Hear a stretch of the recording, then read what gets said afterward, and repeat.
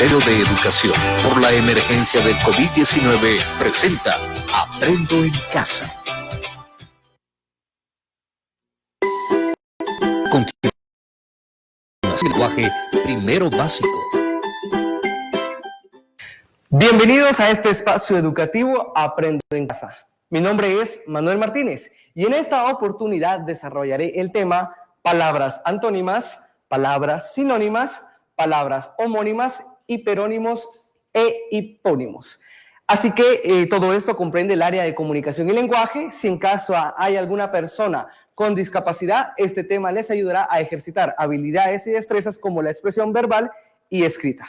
Antes de empezar, te recomiendo lavar constantemente tus manos con agua y jabón y sobre todo, quédate en casa. Muy bien, para la clase del día de hoy, mis estimados estudiantes, tenemos preparados las siguientes temáticas, en la cual vamos a aprender a desarrollar cada una de ellas. Aprenderemos la definición, aprenderemos ejemplos y aprenderemos cómo aplicar este tipo de palabras y sobre todo, lo más importante, aprender a diferenciarlas. Así que, acompáñenme. Vamos a iniciar entonces con el significado de la rama general que comprenden este tipo de palabras.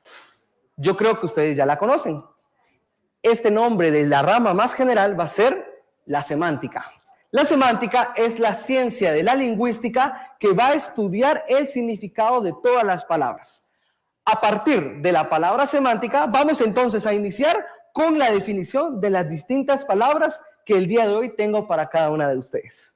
Entonces, vamos a arrancar con las palabras antónimas. Las palabras antónimas van a ser ese tipo de palabras opuestas. Este tipo de palabras van a presentar un contraste, van a presentar de alguna forma una cuestión positiva y una cuestión negativa, una cuestión de contraste para que ustedes lo puedan ejemplificar o lo puedan comprender. En este caso, yo les tengo un ejemplo. La palabra frío y la palabra caliente. Este es un ejemplo de palabras antónimas que de alguna manera yo en este momento les puedo ilustrar. Asimismo, también tenemos las palabras como dentro y la palabra fuera. En este caso, las palabras antónimas van a representar el contraste de los significados de estas palabras que yo les estoy presentando. ¿Está un poco claro o aún falta para aprender un poquito más? Vamos a realizar un ejercicio al terminar la clase magistral para que ustedes puedan comprender. Asimismo, también se encuentran las palabras sinónimas. Las palabras sinónimas van a ser aquellas palabras que van a representar un significado similar. Obviamente van a ser palabras escritas en total diferencia, pero lo más importante es de que van a tener un mismo significado. En este caso, yo les tengo el siguiente ejemplo. La palabra triste y la palabra apenado. Observamos entonces que vemos a un niño un poco triste, con el semblante triste, y a un niño llorando desconsoladamente. Efectivamente, entonces estamos aplicando acá lo que es triste y apenado, siendo dos palabras escritas totalmente diferentes, pero con un mismo significado. Perfecto. Asimismo, también les tengo este ejemplo. Vemos acá dos imágenes, porque significan totalmente lo mismo. La primera palabra que yo les puedo colocar para mi imagen del lado izquierdo, pues va a ser boda.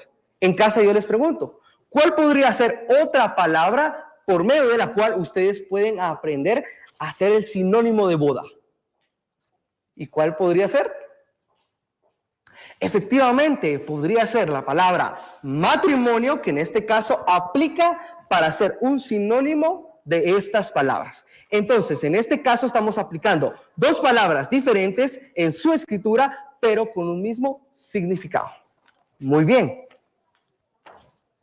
Entonces, estimados alumnos, vamos entonces aprendiendo a lo que es identificar palabras antónimas y palabras sinónimas. Para esto, en este momento, vamos a elaborar un pequeño ejercicio de forma rápida. Vamos a observar el siguiente cartel, en donde vemos dos emojis, en donde claramente lo podemos observar en Facebook, en redes sociales, por medio de la cual nosotros podemos también expresar nuestros sentimientos o podemos expresar algún mensaje que nosotros querramos dar. Entonces, para esto, en casa pregunto, ¿qué significará la manita arriba? Efectivamente, es un like. Entonces, el sinónimo podría ser me gusta, efectivamente. Podría ser también positivo. Entonces, vamos a anotar en nuestro cartel la palabra positivo. Muy bien. Ahora, muy bien.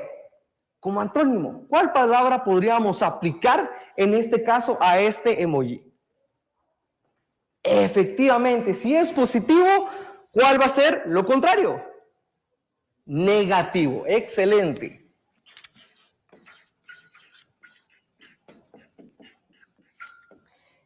Entonces estamos aprendiendo a relacionar palabras sinónimas y palabras antónimas con cualquier tipo de palabras y en este caso con imágenes. Entonces, en este caso vemos a un emoji con una cara sonriente. Muy bien, ¿cuál podría ser entonces en este caso el sinónimo? Efectivamente, la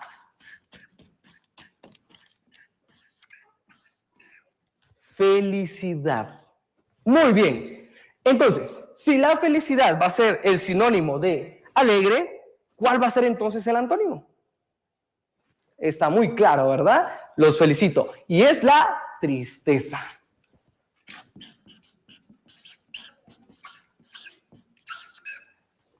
Y asimismo los invito a todos ustedes desde casa para que puedan elaborar un cuadro comparativo como el que yo en este caso les estoy presentando con cualquier tipo de emoji que a ustedes les pueda gustar y puedan aplicar ustedes desde casa los sinónimos y los antónimos para este tipo de palabras y en este caso para las imágenes.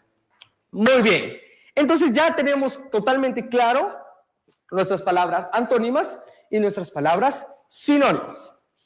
Perfecto. Entonces vamos a empezar a desarrollar las palabras homónimas. Que las palabras homónimas van a ser aquel tipo de palabras que van a expresar, primero, una forma de sonido, o sea, que se puede escuchar igual y que se puede escribir igual, pero van a tener diferentes significados. Eso va a ser la definición de palabras homónimas. Pero debemos de tener algo muy en cuenta y muy claro desde casa. Las palabras homónimas tienen dos clasificaciones. Tiene dos clasificaciones importantísimas que ustedes no pueden dejar pasar. Número uno, las palabras homógrafas. Las palabras homógrafas van a ser, como su misma palabra lo indica, y lo vamos a desglosar, lo vamos a ver desde su derivado. Homo significa igual o lo mismo. Y grafas significa letras o palabras. Efectivamente, ustedes ya lo acaban de deducir. Las palabras homógrafas van a ser aquel tipo de palabras que se van a escribir totalmente igual, pero que van a tener diferentes significados. Y en este caso vemos acá un ejemplo con la palabra cola. Y quiero que desde casa ustedes puedan deducir efectivamente cómo podríamos aplicarla a las siguientes imágenes que el día de hoy les tengo acá representados. Vemos en la siguiente imagen entonces a un animalito, un zorro, y de qué forma podríamos identificarlo en específico con la cola. Específicamente con el rabo del animal. Muy bien. Y la cola, pues es una cola de pegamento. El pegamento que nosotros utilizamos para cualquier tipo de tarea que podamos llevar a cabo. Excelente. Entonces ya tenemos en mente y en claro qué son las palabras homógrafas para que lo podamos comprender de igual forma. Perfecto. ¿Qué otro tipo de palabras podríamos aplicar también como palabra homógrafa? Podríamos también aplicar la palabra vela. La palabra vela, número uno, podríamos entender dos significados. Podría ser una vela de candela, el instrumento que utilizamos cuando se nos va la energía eléctrica, y podemos utilizar también la vela como instrumento marítimo. Perfectamente se escriben los dos, de la igual forma, pero tienen un diferente significado. Les voy a dar un ejemplo también de una palabra homógrafa con tres significados. Y estoy seguro que ustedes desde casa quizás no se sabían uno. La palabra banco. De primer lugar, podríamos imaginar la palabra banco como un instrumento para venirme y sentarme. Excelente. Entonces, podría ser un significado. Número dos, banco de un lugar donde yo puedo ir a depositar o puedo ir a extraer mi dinero. Perfecto. Tenemos dos. Y número tres, banco como grupo de pescados o de peces que de alguna manera se transportan de un lugar a otro en el mar. Eso también es conocido como banco. ¿Ustedes conocían ese significado? Pues si no lo conocían, hoy ya lo aprendieron. Entonces, está totalmente claro lo que son las palabras homógrafas para el desarrollo de la misma, y en este momento vamos a aprender las palabras homófonas. Muy bien. Homo, recuerden, significa lo mismo o igual. Fonos es sonidos. Fono es sonido. Y aplican a lo que es el análisis de sintaxis, de fonología, acerca de las cuestiones de sonido. Y efectivamente oímos y vemos claramente que vaca con V y está vaca con B.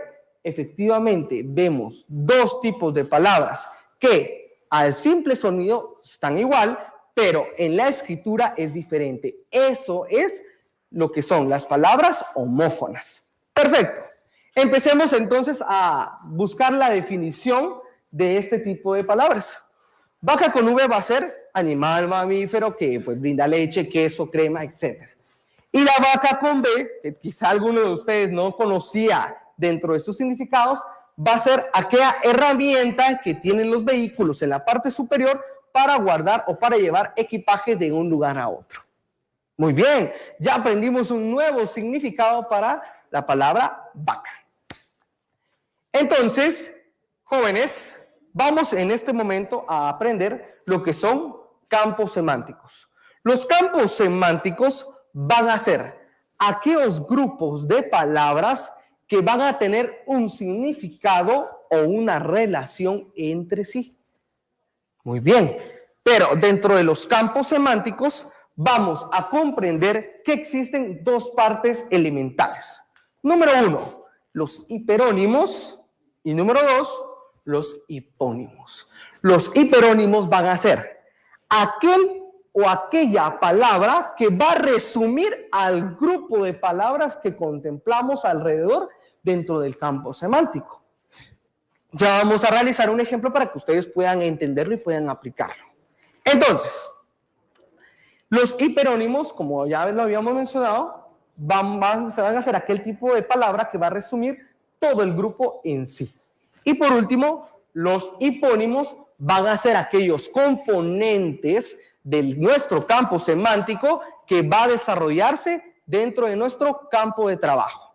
Entonces, tomando en cuenta, estimados estudiantes, vamos entonces a realizar el ejercicio de campos semánticos.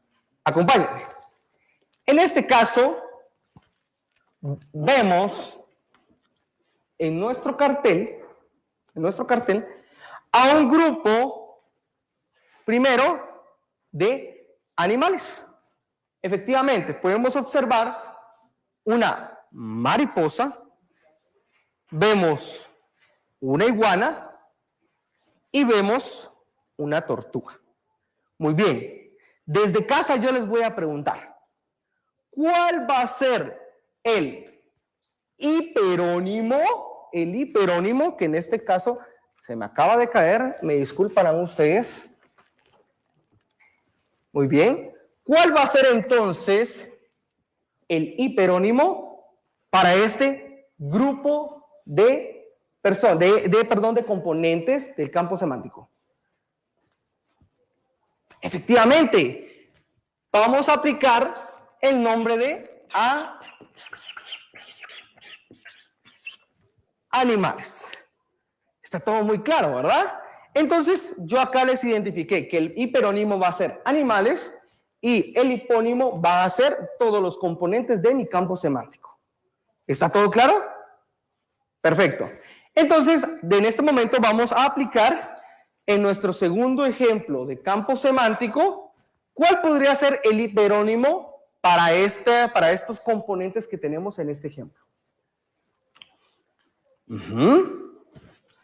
Bueno, pues en este caso ya no lo vemos tan claramente. Vemos a un árbol, muy bien. Vemos a unos chicos jugando y vemos a una araña. El hiperónimo no podría ser animales, porque pues el árbol y las personas no son animales. Efectivamente, los seres humanos pues pertenecemos al reino animal, sin embargo, pues, no somos animales. Entonces, en este caso, podría aplicarse a algo más general. ubiquemos el área de ciencias naturales. ¿A cuál lo podríamos aplicar? Excelente. A los seres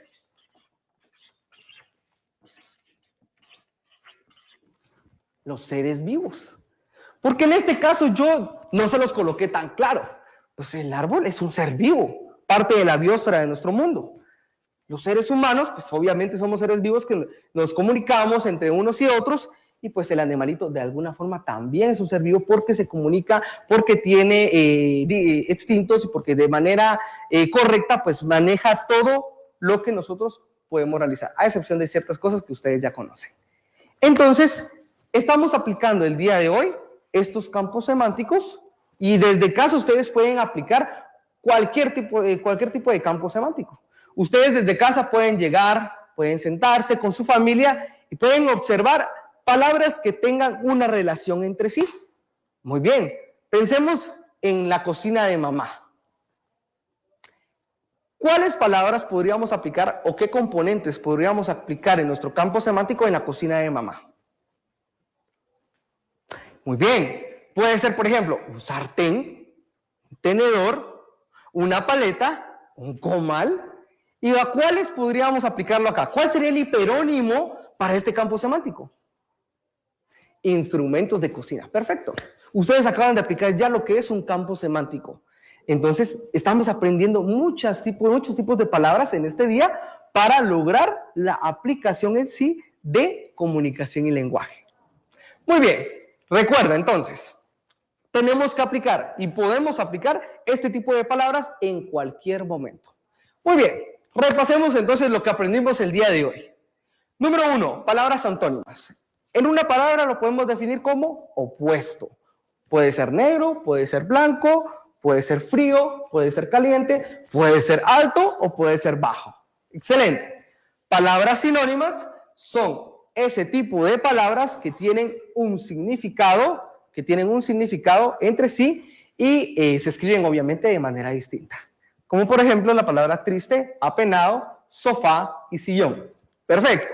Las palabras homónimas, ya hablamos de que tienen dos clasificaciones. Número 1, homógrafas, que van a ser aquel tipo de palabras que se escriben igual, pero tienen diferente significado. Las palabras homófonas, que se van a escribir de forma diferente, pero tienen obviamente también un significado distinto, una semiología diferente, ¿sí? Y por último, los campos semánticos, que son el grupo de palabras que tienen una relación entre sí, que se componen de dos partes como hiperónimos e hipónimos. Muy bien, entonces, de tarea. Yo los invito a cada uno de ustedes, primero, a profundizar el tema, para que ustedes busquen más información y máximo logren la aplicación de este tema para su aprendizaje significativo desde casa. Ten presente guardar tus trabajos y ejercicios. Puedes elaborar un álbum de trabajo.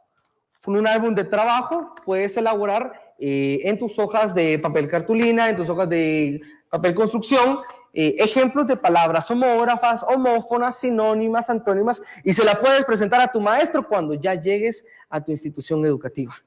Se me olvidaba este ejemplo que también es importante y se las voy a preguntar desde casa. La palabra coser y coser. La palabra coser y coser, a la fonología simple, usted lo va a comprender pues, de manera sencilla. Dirán ustedes, pero se escribe igual, porque se oye igual. Esta es una palabra homófona, porque se escucha igual, pero se escribe diferente y por ende tienen diferentes significados. Y lo vemos claramente acá. Coser con S, pues cuando usted agarra una costurita, ¿verdad? Y usted empieza a coser su material, y coser con C, cuando usted está cociendo algún alimento para su consumo. Entonces, tienen dos significados. Entonces, los invito a cada uno de ustedes para que puedan realizar el álbum en sus casas, lo puedan aplicar, se lo muestren a sus docentes, se lo muestren a sus papás desde casa y de alguna manera logren el aprendizaje significativo de este hermoso tema. Asimismo, también comparte con un adulto a tu cargo cuál fue el tema que aprendiste el día de hoy conmigo en este programa. ¿Qué aprendiste el día de hoy en el programa Aprendo en Casa? ¿Y qué hiciste hoy en el programa de Aprendo en Casa? En este mes estamos celebrando diferentes fechas importantísimas para el área de comunicación, de expresión artística, de ciencias naturales, de ciencias sociales, en las cuales vamos a mencionar, por ejemplo, en la fecha 14 de abril estamos celebrando lo que es el Día de las Américas. El 22 de abril estamos celebrando el Día Internacional de la Tierra. El día 23 de abril estamos celebrando el Día Internacional del Libro, que el libro es una herramienta increíble para la lectura, que yo se los recomiendo muchísimo.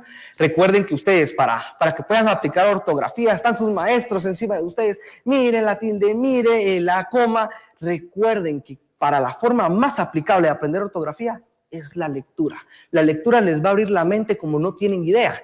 Entonces es una manera muy práctica para lograr tener la eficacia de la ortografía y esa competencia tan importante para la vida. Y por último, el día 29 de abril, que es el Día Internacional de la Danza, esa parte de la expresión en donde usted puede manifestarse de cualquier forma. Recuerda, lávate constantemente tus manos. Es importantísimo que tengas esta cuestión siempre en la mente, siempre a la vista. Si en caso no tuvieras agua con jabón, está el jabón en gel para que puedas desinfectarte. Y sobre todo, muy importante, quédate en casa. Les agradezco a cada uno de ustedes por haber presenciado la clase del día de hoy. Asimismo, los exhorto para que sigan aprendiendo un poco más acerca del tema y nos vemos en una próxima ocasión. Que Dios los bendiga. Muchas gracias. A continuación, Matemática Primero Básico. Bienvenidos a este espacio educativo, Aprendo en Casa. Soy Estuardo Alonso y en esta oportunidad desarrollaré el tema perímetro de las figuras planas o regulares del área de matemáticas. Si en casa hay alguna persona con discapacidad, ese tema le ayudará a ejercitar habilidades y destrezas tales como habilidades numéricas, percepción de tamaño y la forma. Pero antes de iniciar, recuerda que yo te recomiendo siempre que laves tus manos. 20 segundos. Y si no lo tienes, pues utiliza gel para mantenerte siempre limpias tus manos. Y recuerda, quédate en casa. Vamos a iniciar con nuestra actividad del día de hoy, en la cual vamos a hablar de lo que es perímetro de figuras planas. Cuando estemos hablando de una figura plana, nos estamos refiriendo a un cuadrado, a un círculo, un triángulo, un hexágono, todas aquellas figuras que tú puedes ver frontalmente.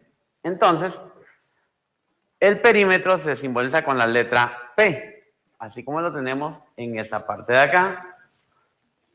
Este símbolo que está acá se llama sigma, que es del alfabeto griego. Él lo que indica es una sumatoria. Y la letra L significa el lado. Entonces, vamos a decir que el perímetro es igual a la suma de todos los lados. Eso es la expresión matemática. Ahora bien, cuando nosotros queremos explicar con palabras qué es un perímetro, vamos a decir que es la suma de toda la orilla que tiene una figura, o también conocido como el contorno. Entonces, lo colocamos también como esta otra expresión, que es equivalente a esta. Perímetro es igual a sumar el lado, más el lado, más el lado, más el siguiente lado. Dependiendo de la figura, así va a ser la cantidad de lados que se puedan tener. Ayúdame tú en casa. Un cuadrado, ¿cuántos lados tiene? A ver, pensemos. Exacto, 4 lados, muy bien. Un cuadrado tiene 4 lados. 1, 2, 3 y 4. Perfecto. Ahora, un triángulo, ¿cuántos lados tiene? Exactamente, 3 lados. 1, 2 y 3. Entonces, cada figura tú tienes que contar la cantidad de lados que tiene para saber cuántas veces debes de sumar las operaciones o los valores que necesites establecer. Perfecto. Una vez tú ya tienes la comprensión clara de que una figura regular, una figura plana, siempre va a tener una cantidad de lados, va a ser una sumatoria. ¿Por qué? Porque sabemos que no podemos estar fuera de ese perímetro.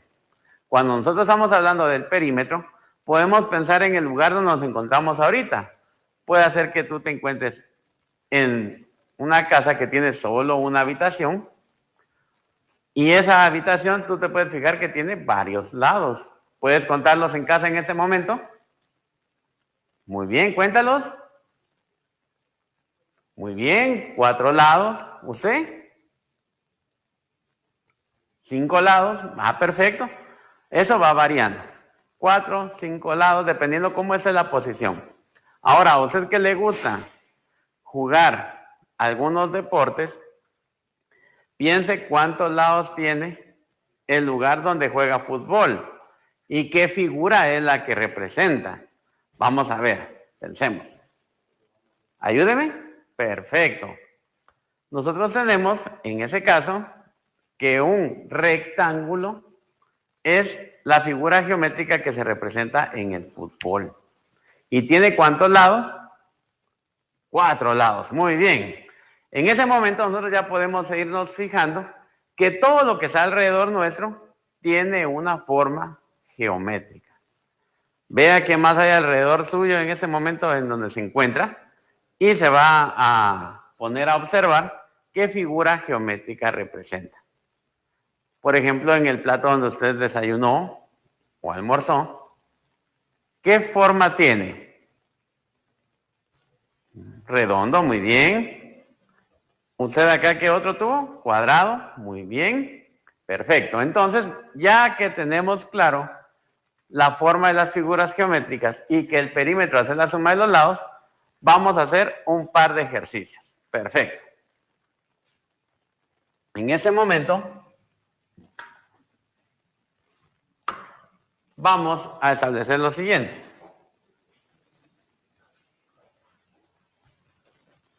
Tenemos un triángulo que mide 3 en este lado, en el lado 1, en el lado 2 mide 3 y en el lado 3 mide 4.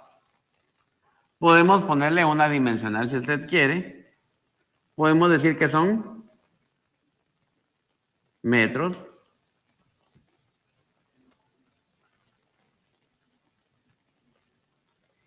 y metros, para que usted tenga una mejor comprensión. Cuando estamos hablando de este triángulo que tiene 2 lados iguales y un lado desigual, ¿cómo se llama? ¿Recuerde? Triángulo isósceles. Muy bien. Se llama isósceles porque tiene 2 lados iguales y uno desigual. Cuando sus 3 lados son iguales, se llama equilátero. Muy bien. Entonces, siempre tenemos que recordar las figuras. Yo sé que usted en casa ya la sabe, pero es bueno recordar siempre lo que estamos trabajando. Ahora yo quiero saber cuánto mide este perímetro. Entonces digo yo que el perímetro va a ser igual a sumar el lado 1 más el lado 2 más el lado número 3. Usted ayúdeme en casa, por favor, siempre teniendo a mano sus hojas, su cuaderno, lapiceros o lo que vaya a utilizar. Eso nos permitirá a nosotros ir trabajando en conjunto. Perímetro va a ser igual entonces, y ahora colocamos las cantidades. 3 metros más 3 metros más 4 metros. El perímetro va a ser igual a 3 más 3, 6.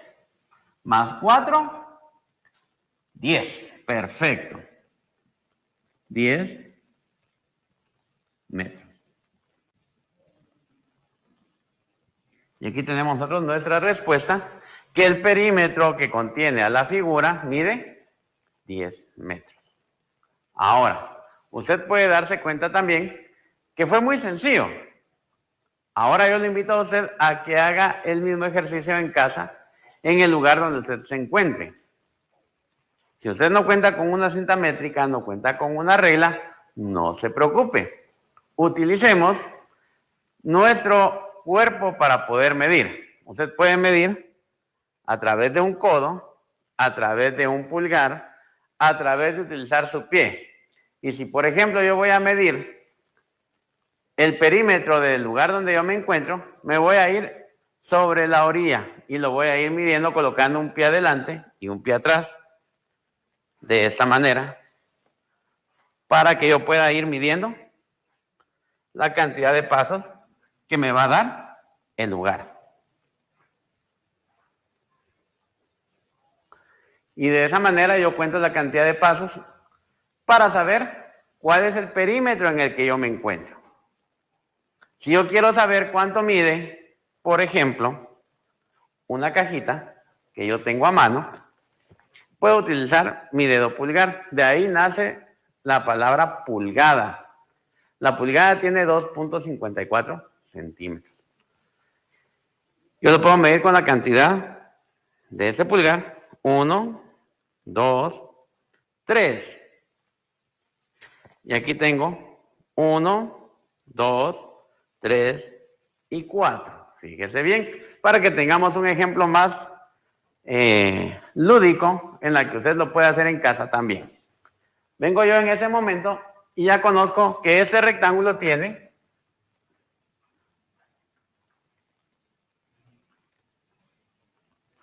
3 pulgadas y 4 pulgadas.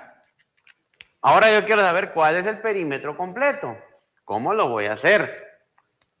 Voy a escribir y le puedo colocar, en lugar de usar la letra L, yo puedo usar la letra A, B, C y D, para colocarle nombre a cada uno de los lados. Entonces yo voy a decir que el perímetro va a ser igual a sumar A más B más C más D. Esto significa que si yo sé que de este lado tengo 4 pulgadas, ¿cuánto voy a tener en A? Piense, analice.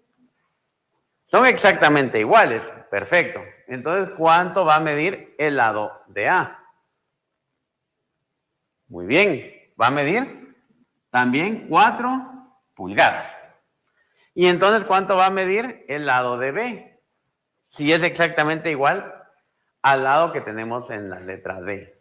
Aquí medimos 3 pulgadas. ¿Cuánto va a medir en la parte de arriba? Perfecto. También va a medir 3 pulgadas. Ahora vengo yo y hago la suma de todo el proceso. Perímetro va a ser igual a decir que tenemos en A 4 pulgadas más 3 pulgadas más 4 pulgadas más 3 pulgadas.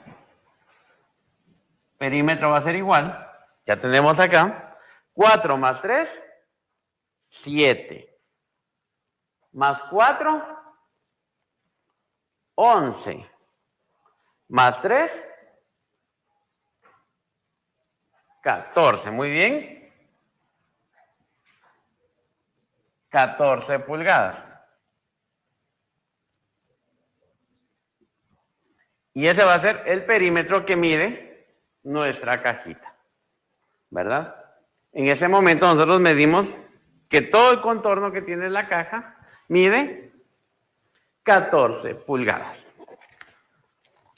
Usted necesita, vamos a colocar esto por acá nuevamente, usted necesita tener la claridad cuánto mide cada uno de los lados. Eso nos permite a nosotros establecer con facilidad cómo hacerlo. Ahora bien, si tenemos una figura que es exactamente igual, como por ejemplo un cuadrado, vamos a dibujar aquí nuestro cuadrado. Vamos a borrar esa parte de acá.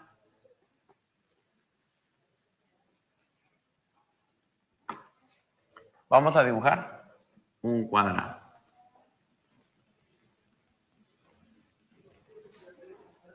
Sabemos que un cuadrado tiene todos los lados exactamente iguales.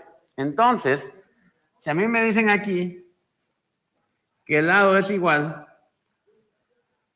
a 5 centímetros, ¿cuánto mide el perímetro completo? ¿Cómo lo hacemos? Recordemos las ecuaciones que tenemos acá. Perímetro es igual a la sumatoria de los lados. Y también podemos decir que perímetro es igual a sumar cada uno de ellos, lado más lado más lado. Entonces, cuando la figura es exactamente igual, usted lo que tiene que hacer es lo siguiente. Escribe perímetro, va a ser igual. ¿Cuántos lados tiene el cuadrado, dijimos? Contémoslo. 1, 2, 3 y 4. Entonces, escribimos 4 por L. ¿Por qué por L? Porque todos los lados miden exactamente lo mismo. Entonces vengo yo y escribo perímetro es igual a 4 por 5. Y tenemos que el perímetro va a ser igual a 4 por 5, 20 centímetros. Que es la unidad de medida que estamos utilizando para saber el tamaño de nuestro cuadrado. De esta manera nosotros ya conocemos ahora que el perímetro mide 20 centímetros y lo hicimos acortando la ecuación. ¿Por qué? Porque sabíamos que todos los lados eran exactamente iguales, solo multiplicamos 4 veces por la cantidad que medía uno de los lados. Eso nos permite a nosotros trabajar de una manera más rápida, pero también nos permite comprender que hay varias maneras de hacer exactamente lo mismo.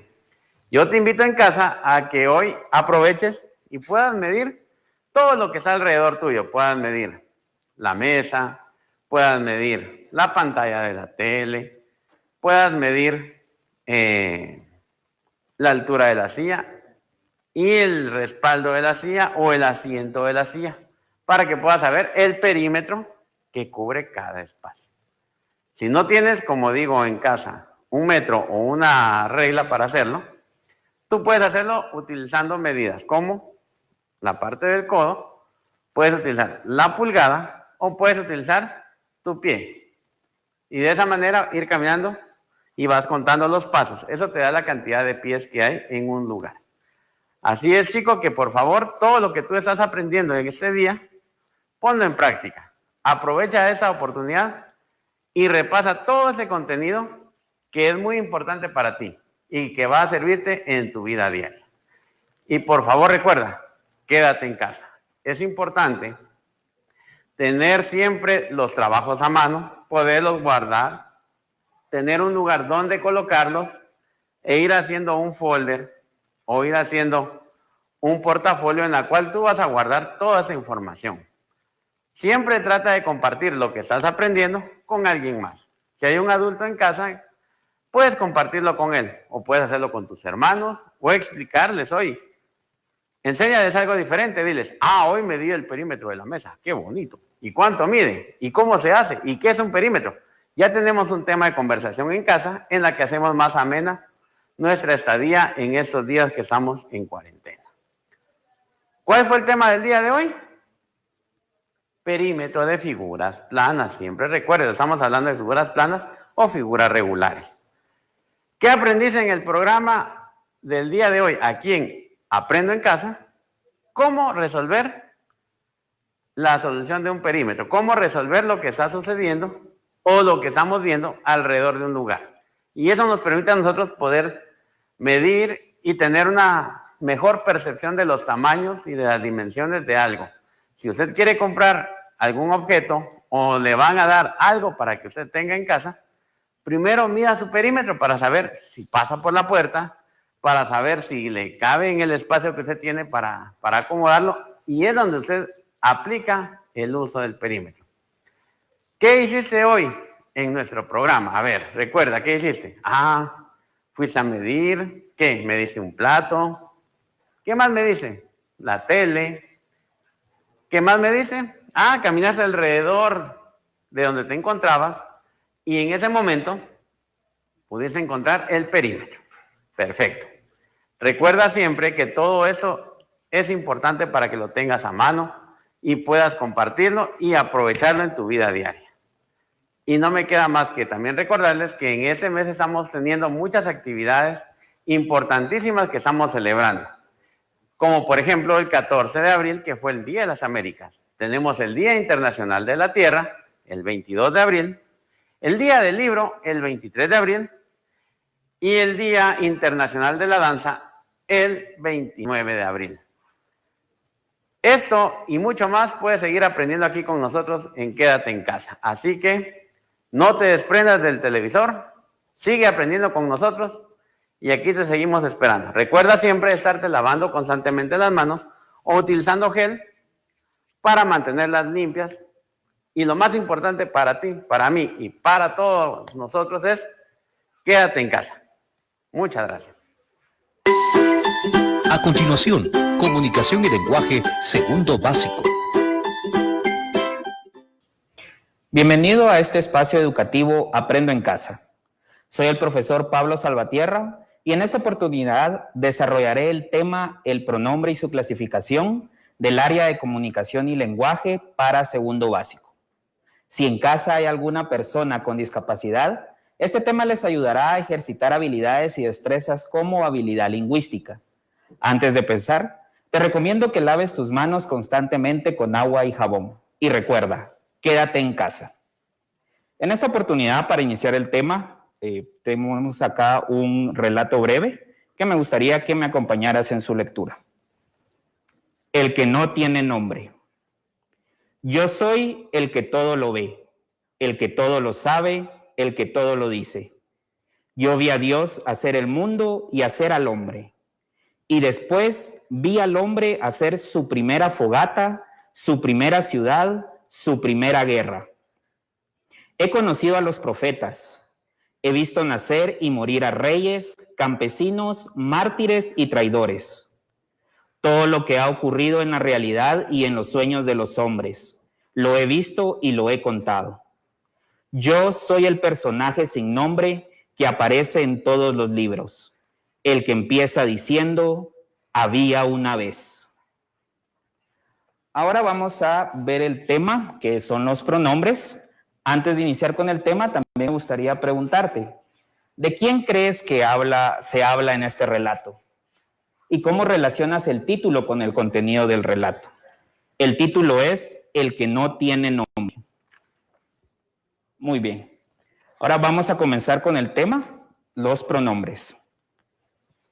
Los pronombres sustituyen al nombre dentro de la oración. Es decir, representan la información conocida por el hablante y el oyente. Los pronombres en sí, su significado va a depender del contexto. ¿Qué crees tú que es contexto? Seguramente en estudios sociales ya habrás visto el contexto social, es decir, todo lo que te rodea. En comunicación y lenguaje, específicamente dentro de la oración, también existe un contexto determinado. Veamos este ejemplo. Tengo muchos libros. Este te gustará. ¿De qué estamos hablando en la oración? De los libros. Ahora, en la siguiente parte de la oración nos dice, este te gustará. Está haciendo referencia a los libros, a uno determinado. Aquí está reemplazando al sustantivo libros. Aquí tenemos un pronombre, este. Y el pronombre debe coincidir también en género, número y persona. En este ejemplo, como estamos hablando de un libro determinado, por eso es que no coincide con libros. Únicamente estamos hablando de uno. Pero si ponemos otro ejemplo y decimos, Andrés me invitó a su fiesta, luego lo sustituyo por el pronombre él. Él me invitó a su fiesta, está coincidiendo en singular, masculino y con la tercera persona. Ahora, los pronombres tienen clasificación. Vamos a ver la primera clasificación, que son los pronombres personales. Los pronombres personales reemplazan a personas o sustantivos de los cuales se está hablando en la oración. Como te ponía en el ejemplo, acá tenemos Andrés nos invitó a la fiesta. El nombre propio Andrés lo podemos reemplazar por él. Él nos invitó a la fiesta. Y acá entra en juego el contexto, porque al momento que reemplazamos el nombre de Andrés por él, nosotros ya tenemos que saber de quién o de qué estamos hablando en la oración. Los pronombres personales son pronombres que utilizamos a diario. Yo, tú, él, ella, nosotros, ustedes, ellos. Y se van a clasificar en primera persona, segunda persona y tercera persona. Y hacen referencia a quienes están hablando. Cuando digo yo, hace referencia al hablante. Cuando utilizamos el tú, hace referencia al oyente. Al utilizar él o ella, hacemos referencia a lo que estamos hablando en la oración. A su vez, estos pronombres personales se van a dividir en tónicos. Acá el ejemplo, ¿quién lo dijo? Ella. Tenemos una sorpresa para ti. ¿Cuál crees tú que es el pronombre tónico en estos ejemplos? Acá tenemos los pronombres tónicos, yo, tú, él, ella, nosotros, ustedes, ellos. Claro, existen más. Estos son algunos ejemplos. ¿Qué ves tú característica que pueda tener el pronombre tónico? Si decimos únicamente ella, ¿encuentras algún sentido o algún significado? Por sí mismo, el pronombre ella tiene un significado. Ya tenemos que saber de qué persona estamos hablando y al momento que únicamente decimos ella, nos remite a ese significado o a la persona que estamos hablando. Esa es la característica de los pronombres tónicos. No tienen que ir unidos a ninguna otra parte de la oración y van a poseer un significado por sí mismos. Ahora tenemos los pronombres átonos. El ejemplo acá, me lo dijo, dile. Compara ahora el tónico con el átono. ¿Qué diferencia encuentras? Muy bien. La diferencia que encontramos acá es que los pronombres átonos necesitan ir unidos a otra palabra para que tengan un sentido. O bien pueden ir unidos a un verbo. Por ejemplo, en los pronombres átonos tenemos me, te, le, la, lo, nos, les, las, los. En sí mismos no tienen un significado. Si yo digo me, sé que estoy hablando de una persona, de la primera persona del singular, pero ¿a qué se está refiriendo ese me? Ahora, si lo uno a otro pronombre, lo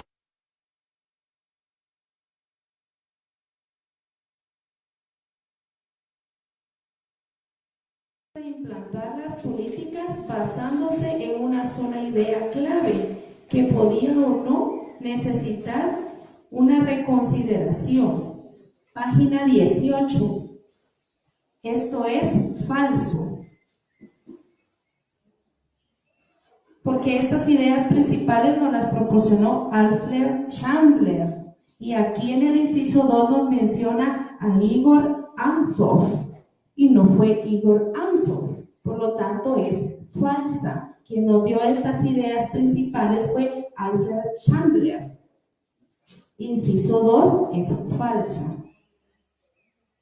Si pueden ustedes, de igual manera, como les comentaba, ir subrayando sería lo ideal para que ustedes tengan un mejor acceso de información, ¿verdad? Lo encontramos en la página. A una instancia lejana de mí y diré aquel triángulo.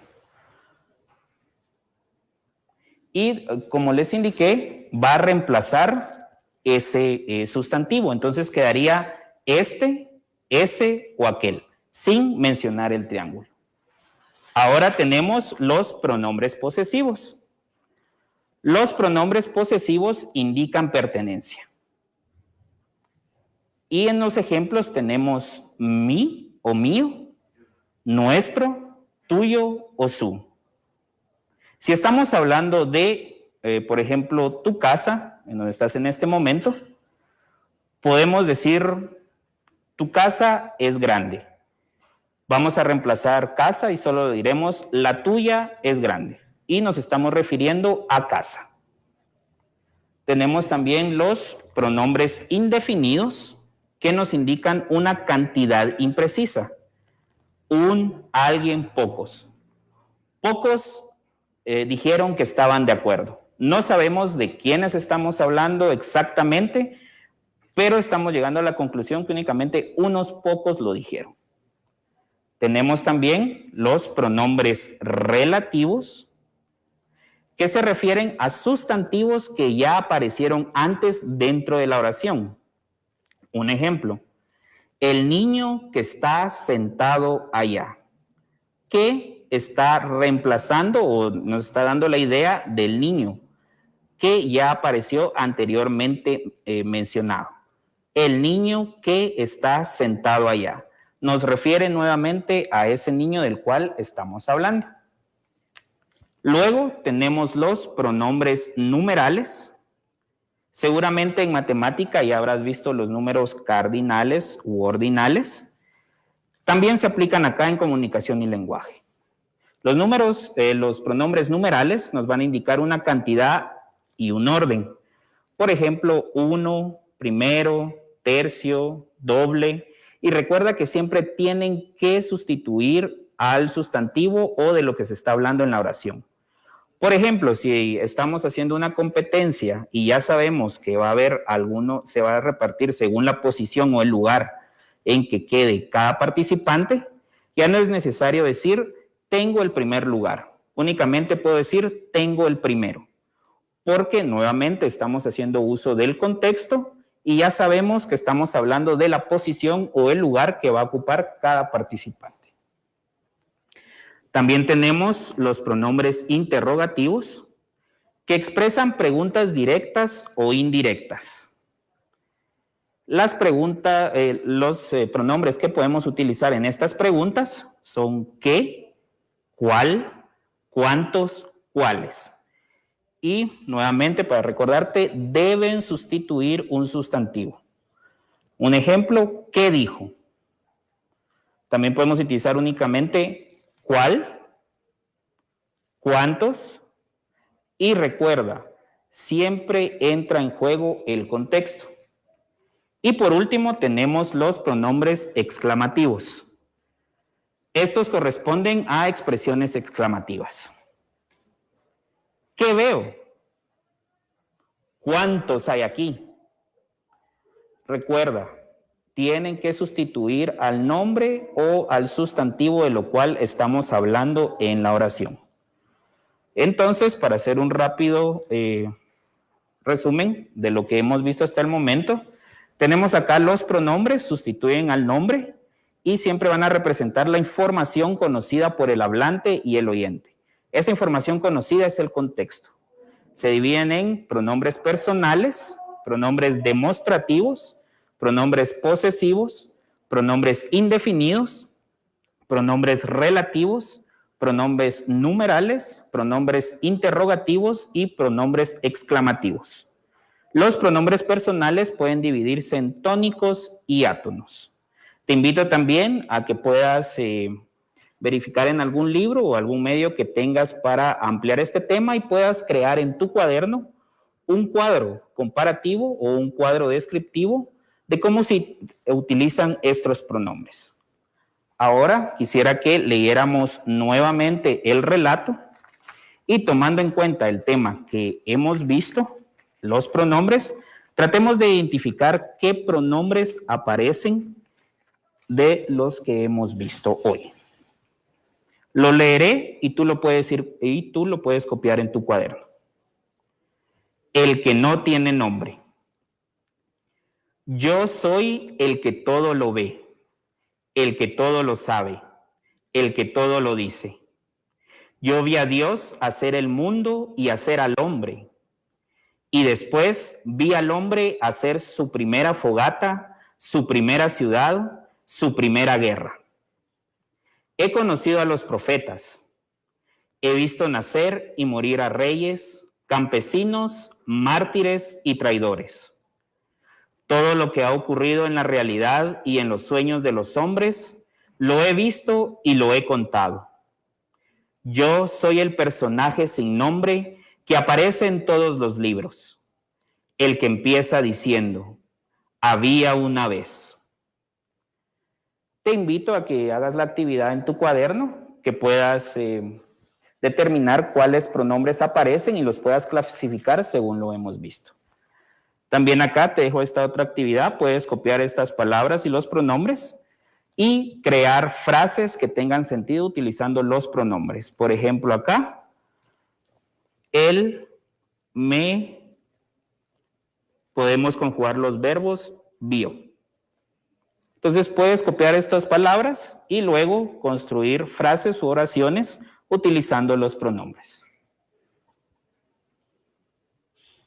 Y ten presente de guardar tus trabajos y ejercicios en tu caja de Aprendo en Casa.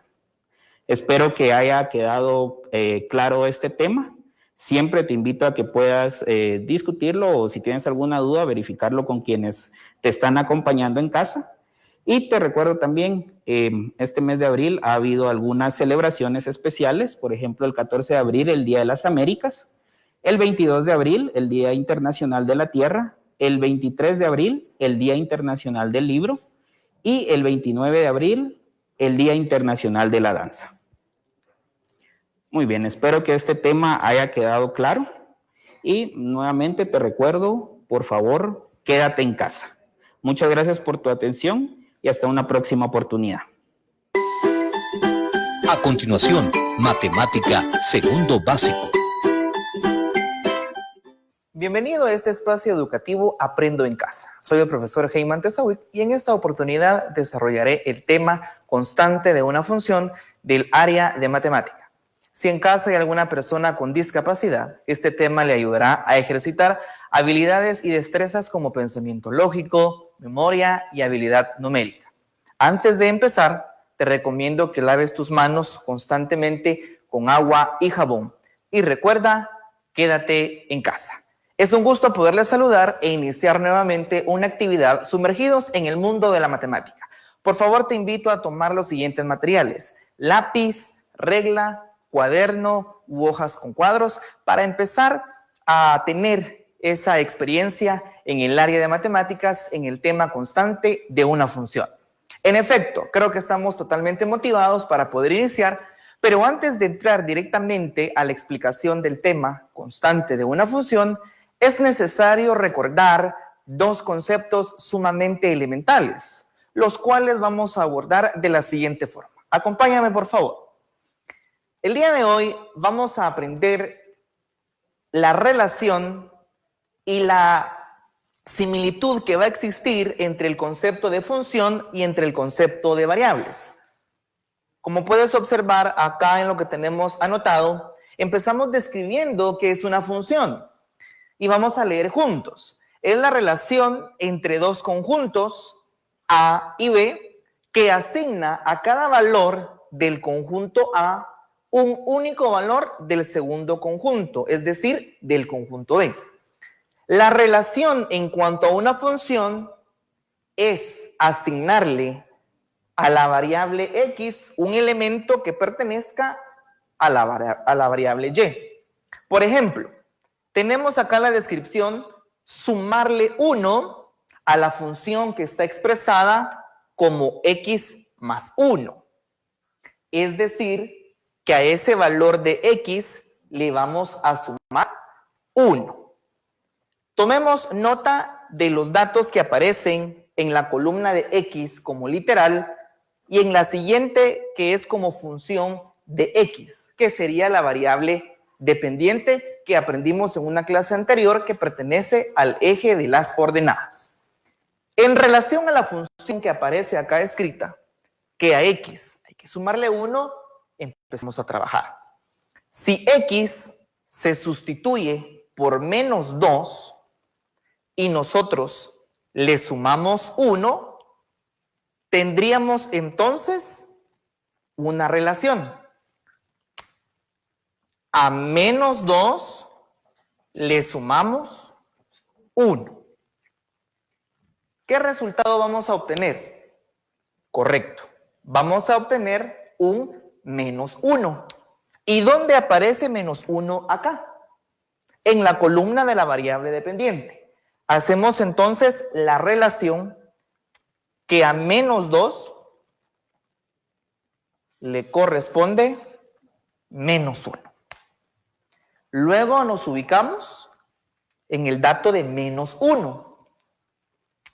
Si a menos 1 le sumamos 1, ¿cuánto obtenemos? 0. Y hacemos la relación que a menos 1 le corresponde 0. Si a 0 le sumamos 1, le va a corresponder 1. Si a 1 le sumamos 1, le va a corresponder 2. Y si a 2 le sumamos 1, le va a corresponder 3. Sucesivamente puedo seguir agregando más datos, pero lo interesante de esto es identificar que a un elemento en el eje de las abscisas o de las X le va a corresponder un elemento en el eje de las ordenadas o de las Y. Esa es la relación que existe en cuanto a una función y se expresa como f de x o función de x es igual a x más 1. Perfecto. Abordemos el tema siguiente.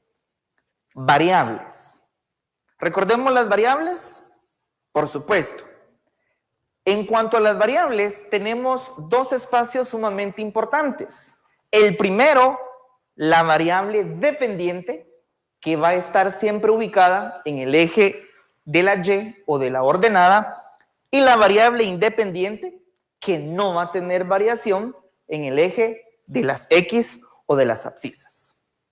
Dos conceptos importantes de retroalimentación. Una función en cuanto a su relación y las variables en cuanto a dependiente e independiente. Habiendo tomado nota y repasado estos dos temas importantes, vamos a entrar directamente a qué es la constante de una función. Pero para ello vamos a hacernos la siguiente pregunta. ¿Qué es algo constante? Sigamos.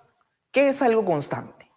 Por supuesto, es algo que se mantiene, es algo que tiene una relación en cuanto a un espacio de tiempo, a velocidad y a otras variables que podemos nosotros llamar. El día de hoy nos vamos a referir a esa constante, pero de una función.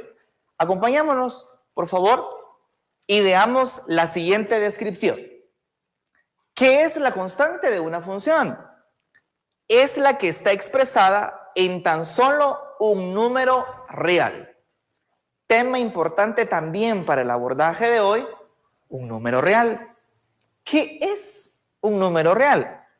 Es la unión del conjunto de los números naturales, enteros, racionales e irracionales. Observemos la descripción que tenemos en este lado y vamos a enfatizar que los números naturales se representan con la letra n y tenemos desde el número 1, 2, 3, 4 hasta infinito. Luego tenemos los números enteros que se representan con la letra z y ahí tenemos los negativos y los positivos, es decir, 0, 1, 2, 3, 4 o menos 1, menos 2, menos 3, etc. Luego tenemos los números racionales representados con la letra Q o las fracciones como regularmente se conocen, 1/2, 3/4, etc. Y terminamos con los números irracionales. Los números irracionales son aquellos que tienen una relación decimal. En este caso, raíz cuadrada de 2 o el número pi, que regularmente tiene un valor de 3.1416. Estos son elementos sumamente interesantes para el abordaje de la constante de una función. Le vamos a asignar un número real, es decir, que le podemos asignar 1, menos 1, que pertenece a los enteros, un medio, que pertenece a los racionales, raíz de 2, que pertenece a los irracionales. Cualquier dato que nosotros le coloquemos a esa función en la variable x recibirá el nombre de constante de una función también cuando hagamos el trazo de la respectiva gráfica. Tomando en cuenta la descripción del conjunto de los números, vamos a ejemplificar una función. Te invito por favor a que tomes nota del ejemplo que aparece en la descripción. Se lee de la siguiente forma. F de x es igual a 5. ¿Qué quiere decir? Quiere decir que f de x también es igual a y. ¿Quién es y? Es la variable dependiente, la que se ubica en el eje vertical. Una característica sumamente importante en la constante de una función es que para cualquier valor que se asigne del número real, la variable dependiente o y siempre valdrá el resultado que nosotros le coloquemos. Tomando en cuenta el ejemplo que observamos acá, ¿qué dato le estamos dando a y? Por supuesto, le estamos dando 5. Si sustituimos a la x y le asignamos el número 1, el valor de y va a seguir siendo 5. Pero nosotros no queremos 1 para x. Queremos aumentar y le queremos agregar 2. Agregado el 2 a x, y va a seguir valiendo 5. Pero alguien dice, ¿qué pasa si le asigno a x un número que no sea positivo y le asigna menos 3? El valor de y no va a cambiar, va a seguir siendo 5. Por esa razón es que se llama constante de una función, porque el valor que va a tener y para cualquier asignación en el campo de las x va a seguir siendo 5. Por supuesto. Habiendo observado esta relación, vamos a hacer algo muy importante. Vamos a tomar nuestra regla y vamos a trazar el plano cartesiano, ya sea en el cuaderno o en una hoja de cuadrícula. Y vamos a hacer el siguiente trazo. Ustedes pueden observar acá que yo tengo mi plano cartesiano y vamos a hacer una retroalimentación del trazo del plano cartesiano. Del 0 a la derecha tenemos positivos, al igual que del 0 hacia arriba. Yo decidí colocarle el signo más como una referencia a que todo lo que está del 0 hacia arriba siempre va a ser positivo. Ustedes pueden colocarlo o no, pero comprender que del 0 a la izquierda será negativo, de igual manera del 0 hacia abajo. Y entonces en nuestro plano ya tenemos una relación. Positivos, positivos, negativos y negativos. Por supuesto. Tracemos ahora la gráfica de este espacio.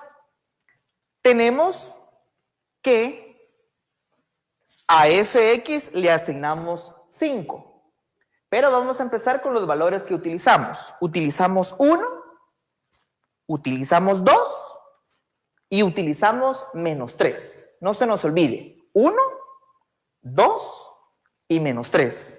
Tracemos ahora. ¿Dónde está 5? Es el resultado que vamos a graficar en el eje de las ordenadas, es decir, aquí arriba. Aquí está 5. Y ahora solo vamos a colocar los puntos. El primer valor que le asignamos fue 1. ¿1 de qué eje?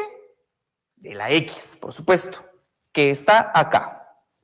Colocamos aquí el punto y hacemos una referencia en cuanto a la dirección. Ahí está, 1 le corresponde 5. En este caso, 5. ¿Cuál es el siguiente valor que utilizamos? El 2. ¿De qué eje? De las X, es decir, más adelante. Aquí tenemos el 2. ¿Pero qué valor va a seguir teniendo la variable Y? 5, por supuesto.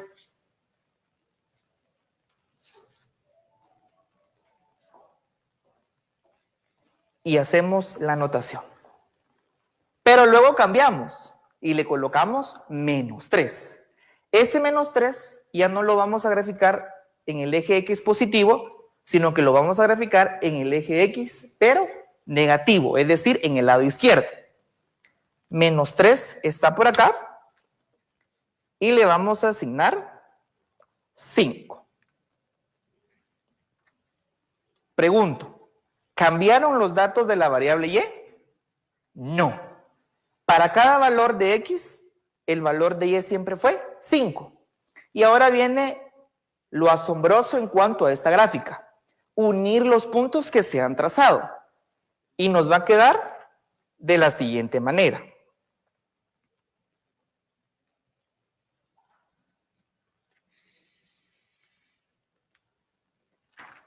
Nos va a quedar una línea recta. Esa es la gráfica para la constante de una función. Esto en cuanto al ejemplo que nosotros observamos en esta panorámica.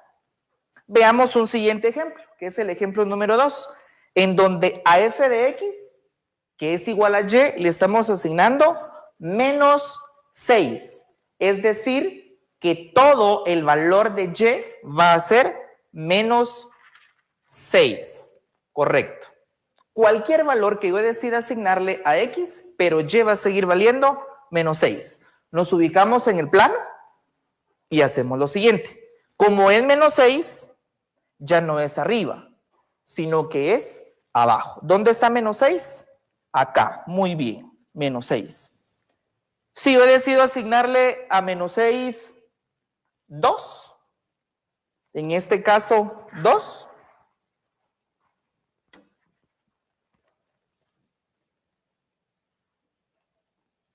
2, muy bien. Pero yo quiero también asignarle 4. Ubicamos el 4 y bajamos. Pero yo le quiero asignar también menos 1. Ubicamos menos 1 y bajamos. Correcto. Habiendo hecho el trazo respectivo, ahora solamente vamos a unir a través del trazo de la línea.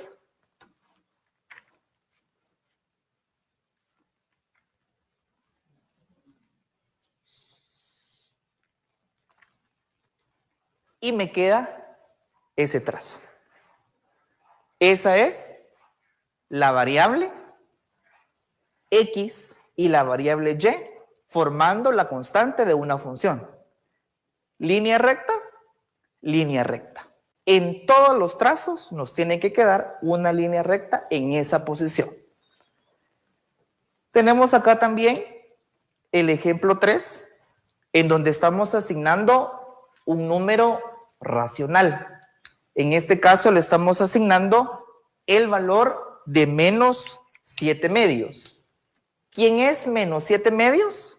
Al momento de hacer la división, estamos hablando de menos 3.5. Exacto.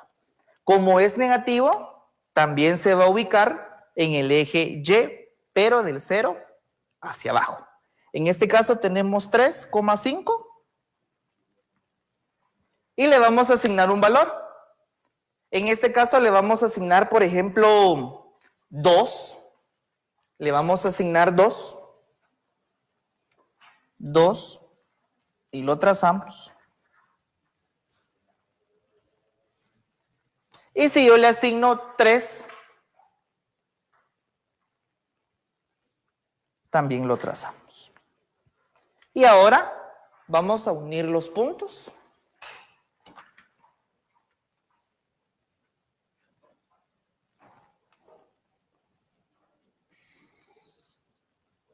Y nos va a quedar nuestra línea recta. Exacto. Ahí tenemos 3 ejemplificaciones en cuanto al trazo de la constante de una función. Tenemos el ejemplo 4 en donde puedes tomar nota, la cual se lee a f de x y le asignamos -3. Es decir, que y va a seguir valiendo -3. En este caso va a seguir siendo graficada en el eje y, pero del 0 hacia abajo. Esta es la gráfica de la constante de una función. Y qué interesante reconocer los temas sumamente importantes en cuanto a la importancia de la función y también a la forma en la que nos tiene que quedar la gráfica. En este caso, como no tiene pendiente, no puede tener otra dirección que no sea esa línea horizontal. Muy bien. Sé que estás tomando nota y que estás enfatizando a que es necesario hacer un buen trazo y una ubicación correcta en cuanto a los puntos. Habiendo tomado esta relación, te invito a que puedas tomar nota de la práctica. Acá aparecen 3 ejercicios para poder graficar, el cual voy a leer. El primero, función de x o f de x es igual a 5 medios. El siguiente, f de x es igual a 8. Y el último, f de x es igual a 6. Toma nota, por favor, de estos ejercicios.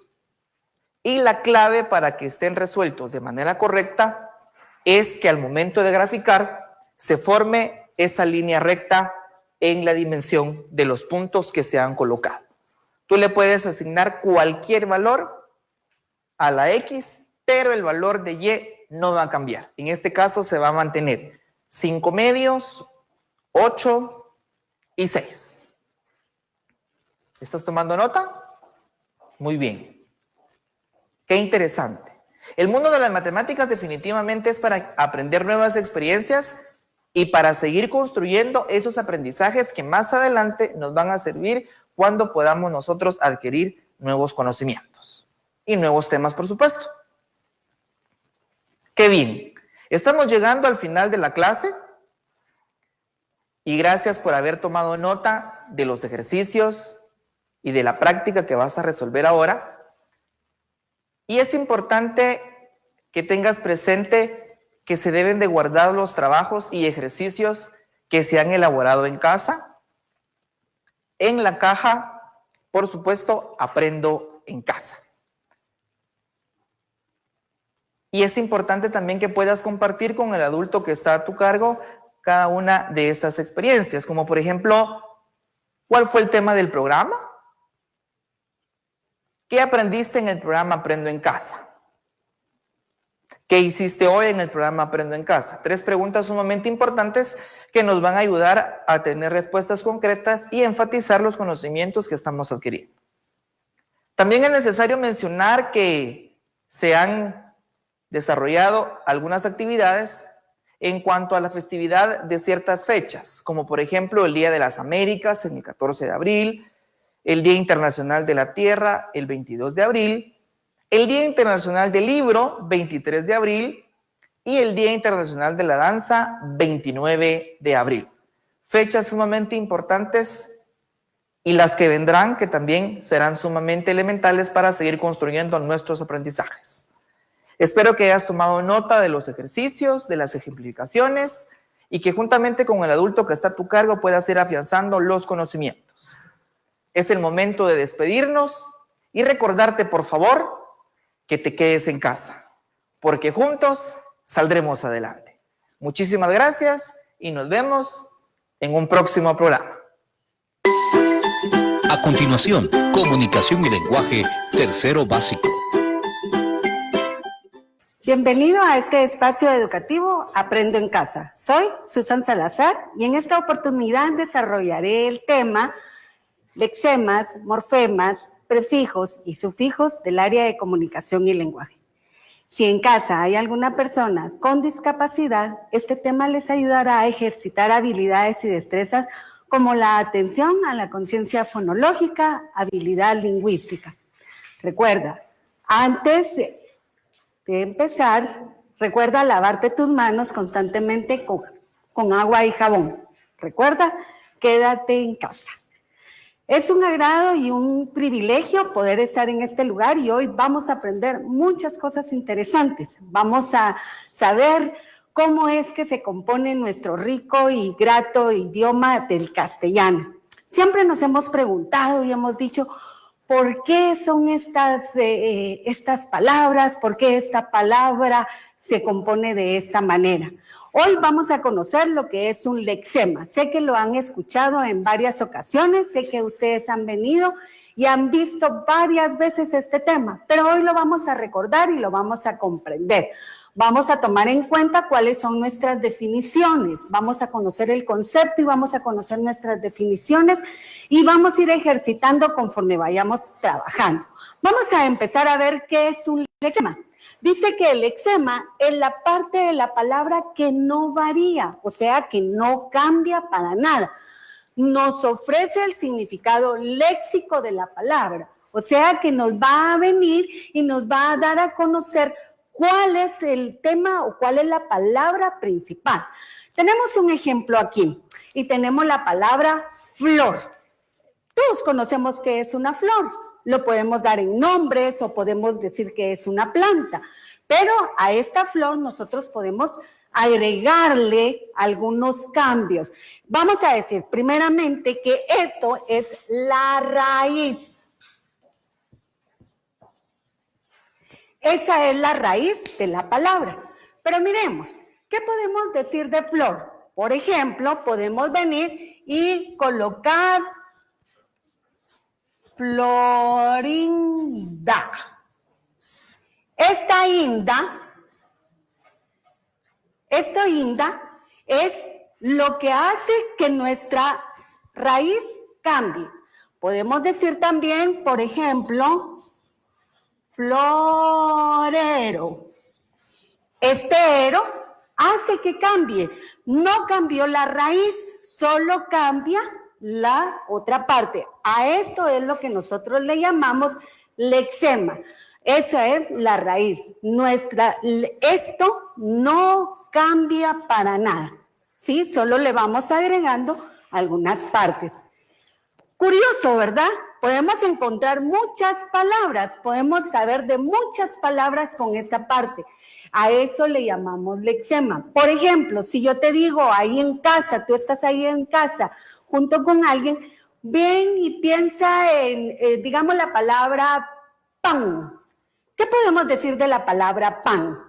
Podemos decir panadero, podemos decir panadería, podemos decir panote, pero la palabra pan, P-A-N, no cambia. Y eso es lo importante de conocer cuál es el lexema. Es la raíz, es de donde salen todas las palabras. No cambia la palabra en sí, no cambia la raíz, pero sí cambia todo lo demás, ¿sí? Nos da otro tema, nos dicen otras cosas. Muy bien, ya habiendo comprendido lo que es un lexema, vamos a pasar a lo que es el morfema, ¿sí? El morfema dice su definición que se añaden al lexema o a la raíz. Aportan el significado gramatical de la palabra. Es algo como lo que hicimos aquí. Aquí solo vimos que no nos cambiaba la raíz. Aquí vamos a tener la palabra, la raíz, pero vamos a ver que podemos cambiarla. Por ejemplo, la raíz es nu. ¿Qué podemos decir de nu? Por ejemplo, podemos decir, ¿cómo lo leemos?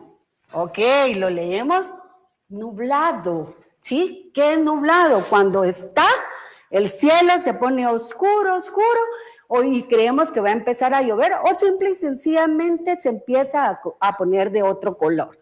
Ok, ¿qué otra palabra podemos venir y decir con nu? ¿Qué otra palabra podemos agregar o qué letra? En este caso podemos agregar la E. ¿Y qué dirían si leemos nube? ¿Sí? Entonces es ahí donde se convierte en morfema. ¿Cuál es en este caso el morfema? El morfema simple y sencillamente es esto que tenemos aquí. A ver, hagamos un repaso general. ¿A qué le llamamos lexema? Muy bien, lexema le llamamos a la raíz de cada palabra. ¿A qué le llamamos morfema? Perfecto, le llamamos morfema a las palabras o a los afijos, porque también se le pueden llamar afijos, que vienen y se agregan a la raíz. Y esto nos da otro significado. Es importante que estés practicando. Cuando tú estés leyendo algún documento, tú estés leyendo la revista, estés leyendo la prensa, tú puedas poder diferenciar cuál es la palabra, cuál es el lexema y cuál es el morfema. ¿Para qué te va a servir esto? Esto te va a servir cuando te toque que hacer alguna redacción, esto te va a servir cuando tú tengas que hacer algún trabajo y no comprendas exactamente cuáles son las palabras, tú vas a poder venir y vas a saber cuáles son esas palabras, cómo las puedes cambiar. Habiendo comprendido lo que es el lexema y lo que es el morfema, ahora sí, vamos a pasar a los prefijos y los sufijos. Los prefijos y los sufijos igual son palabras que se van a adherir, que se van a anteponer o que se van a agregar a nuestra palabra y nos va a dar un significado. Hemos escuchado, las hemos dicho y muchas veces no conocemos el significado de esto. Y es importante que nosotros podamos practicar esta parte, es importante que nosotros podamos diferenciar. Yo te recomiendo, si estás ahí en tu casa y tienes una prensa cerca, agárrala en este momento o pídele a alguien que te la traiga y así empiezas a leer y empiezas a buscar palabras y vas a ver lo interesante que es poder entender y leer esta parte. Ok, ¿ya lo tienes ahí? Muy bien, no te quedes leyendo solo los chistes también son buenos, pero también busca estas palabras, ayúdate con estas palabras y verás lo interesante que es. Ok, vamos a ver qué son los prefijos. Los prefijos dice, también llamados afijos. Estos afijos quiere decir que puede ser otra palabra, es una palabra. Se le llama palabra o se le llama afijos. Y se anteponen a la raíz, modifican la palabra. Ok, miremos aquí en este caso. Dice que se anteponen a la raíz. ¿Cómo dijimos que se le llamaba la raíz? A ver, ¿te recuerdas? Sí, muy bien, se le llama lexema. O sea, que viene y la palabra, los prefijos se le va a anteponer a la raíz. Siempre que nosotros veamos y leamos y trabajemos respecto a esto, tenemos que saber cómo identificar un prefijo, cómo saber qué es un prefijo.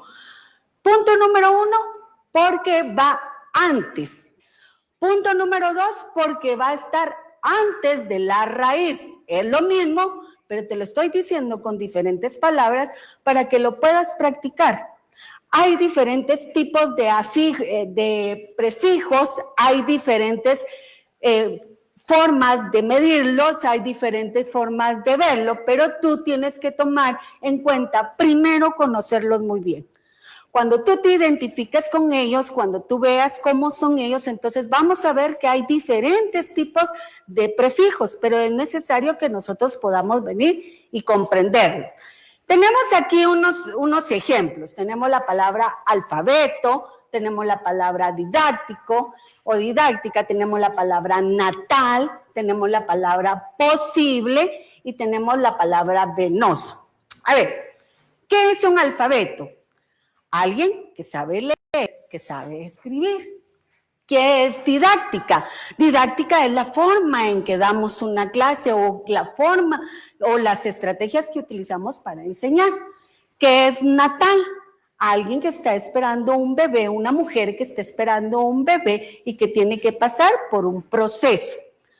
Posible, algo que sí podemos hacer, algo que no nos cuesta hacer. Podemos saltar, podemos venir y hablar. Todo eso es posible. ¿Y qué es venoso? Es algo que está dentro de nuestras venas, Cuando nos tienen que dar medicamento, que dicen, nos va a ser venoso. Entonces, aquí vamos a poner los prefijos. ¿Estás listo para poner los prefijos? Ok, vamos con el primero. Si yo coloco el prefijo an, y lo leo todo junto, voy a ver que dice analfabeto, ¿sí? Que no sabe leer. Si coloco la palabra auto, voy a decir autodidacta. Quiere decir que yo estoy aprendiendo a través de mis medios, como lo estamos haciendo en este momento, podríamos decirlo así. Vamos a ver aquí, si yo coloco la palabra o el afijo pre o el prefijo pre, dice prenatal. Quiere decir que es antes de que el bebé nazca. Si yo coloco el in aquí, vamos a ver que es imposible. ¿Y qué quiere decir imposible? Que no lo podemos hacer. Vamos a colocar aquí la palabra intravenoso, que quiere decir que van a colocar un medicamento a través de nuestras venas. Y entonces aquí colocamos todos los prefijos. Esos son prefijos, llamados afijos también, que se anteponen a la raíz. Muy bien, vamos aprendiendo, vamos exageradamente muy bien.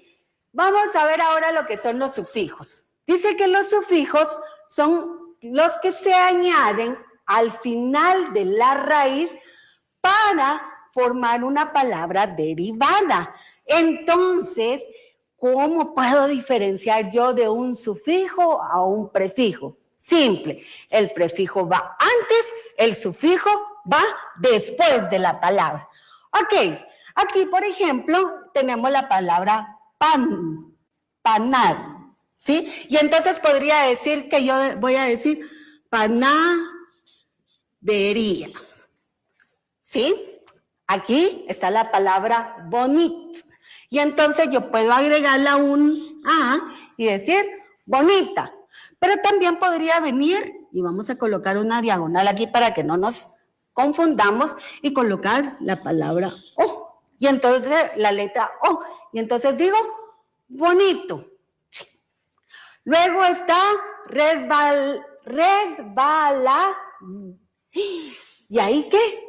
Pero si yo coloco el iso, va a decir resbaladizo. Muy bien.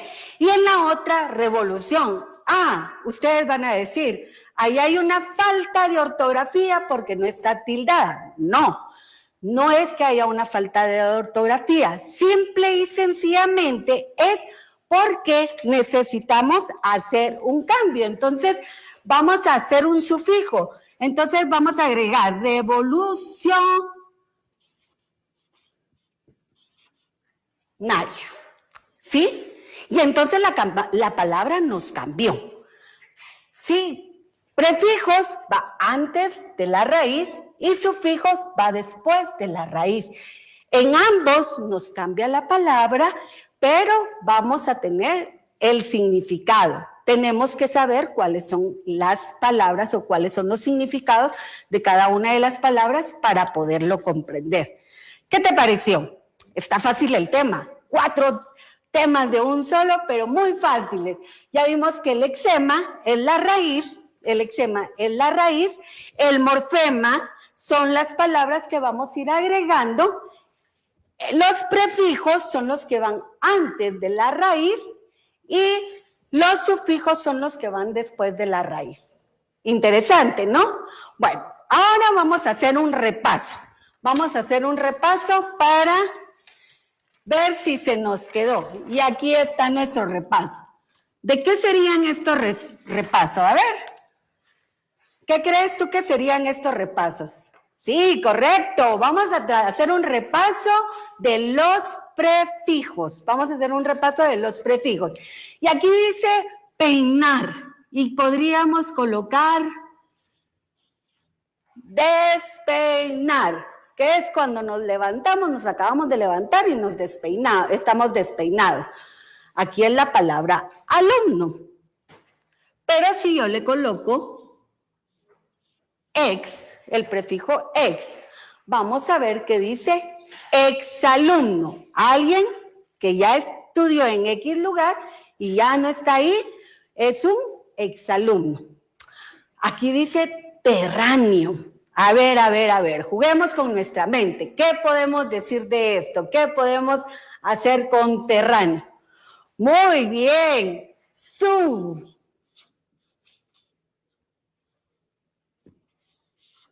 subterráneo, ¿sí? Que está debajo de algo. Eso es subterráneo. Y aquí, comunicación. Y entonces vamos a agregar telecomunicación. ¿Te das cuenta que es fácil? Interesante también, porque vamos viendo cómo se van haciendo nuestras palabras. Ahora vamos a hacer un repaso de los, a ver cómo se llaman estos. Muy bien, se llaman sufijos. Vamos así rapidito y entonces vamos a decir hospedaje, aprendizaje, migaja,